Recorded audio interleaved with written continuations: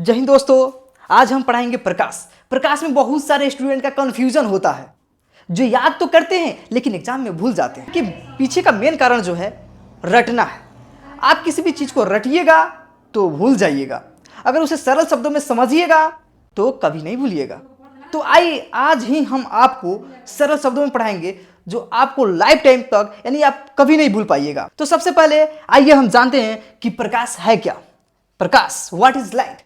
इसका डिफिनीशन है कि प्रकाश एक ऊर्जा है जिसकी उपस्थिति में हम किसी भी वस्तु को देख पाते हैं। यह सत्य है कि प्रकाश एक ऊर्जा है और इसकी उपस्थिति में ही हम किसी भी वस्तु को देख पाते हैं। पूछिए कि सर ये कैसे? आप देखिएगा कि दिन में क्या होता है, सूर्य का प्रकाश होता है, तो आप इस ब्रह्मांड में जितनी भी वस्तुएं हैं आप उसी सूर्य के प्रकाश के वजह से ही उसे देख पाते हैं। लेकिन वही रात में आप नहीं देख पाते हैं क्योंकि उस समय प्रकाश नहीं होता है। आप शायद अपने गांव में बच्चे को देखे होंगे कि वो अक्सर रात में ही लुका छुपी का खेल खेलते हैं क्योंकि उस समय रात में प्रकाश नहीं होता है और चेहरा जो है वो स्पष्ट दिखाई नहीं पड़ता। तो वही कारण है कि हम रात में किसी भी वस्तु को नहीं देख पाते हैं, वो प्रकाश की वजह से। आज प्रकाश है तभी हम किसी वस्तु को देख पाते हैं। तो उसके बाद पढ़ेंगे कि प्रकाश का परावर्तन। प्रकाश का परावर्तन क्या है? सबसे पहले हम जानेंगे कि परावर्तन का अर्थ क्या होता है। परावर्तन का जो अर्थ होता है वह वापस लौटना होता है। तो प्रकाश का परावर्तन का यहाँ पर डिफिनेशन बनेगा कि जब प्रकाश की किरणें किसी सतह से टकराकर वापस लौटती है तो उसे हम क्या कहते हैं? प्रकाश का परावर्तन कहते हैं। जैसे कि ये कोई तल हो गया और यहाँ पर प्रकाश, यहाँ पर सूर्य है, यहाँ पर सूर्य है और इसका प्रकाश जब यहाँ इस तल पे पड़ेगा तो यह दूसरी दिशा में वापस लौट जाएगा, यानी इस तल से टकराकर फिर वापस लौट जा रहा है। इसको क्या कहते हैं? प्रकाश का परावर्तन कहते हैं। प्रकाश के परावर्तन के कारण ही हम किसी वस्तु को देख पाते हैं।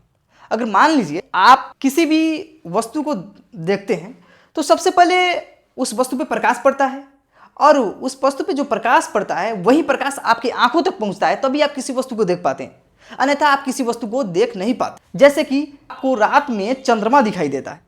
सर पूछेगा कि रात में चंद्रमा क्यों दिखाई देता है? रात में चंद्रमा आपको इसलिए दिखाई पड़ता है क्योंकि सूर्य का प्रकाश जो है वो चंद्रमा पे पड़ता है और चंद्रमा का प्रकाश आपकी आंखों तक पहुंचता है, तभी आप चंद्रमा को देख पाते हैं रात। अगर प्रकाश का परिवर्तन ना हो तो हम किसी भी वस्तु को नहीं देख पाते। भले प्रकाश होता तो होता, लेकिन अगर प्रकाश का परिवर्तन ना होता तो हम किसी भी वस्तु को नहीं देख पाते। वही पढ़ेंगे आज। अब पढ़ेंगे परावर्तन के प्रकार। ये परावर्तन तो होता है मगर किसी भी तल से तो सूर्य की किरणें टकराकर वापस लौटती है, लेकिन ये टकराने का भी दो कारण है, दो तरह का कारण है। या तो ये प्रकाश किसी चिकनी सतह से टकरा रहा है।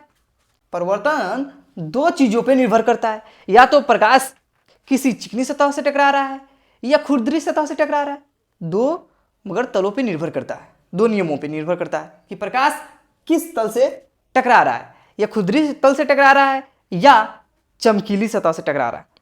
तो परावर्तन के दो नियम होते हैं, एक नियमित परावर्तन, एक विसरित परावर्तन। अब इसको हम यहीं पे समाप्त करते हैं। अब मिलेंगे अगले क्लास में। जय हिंद, जय भारत।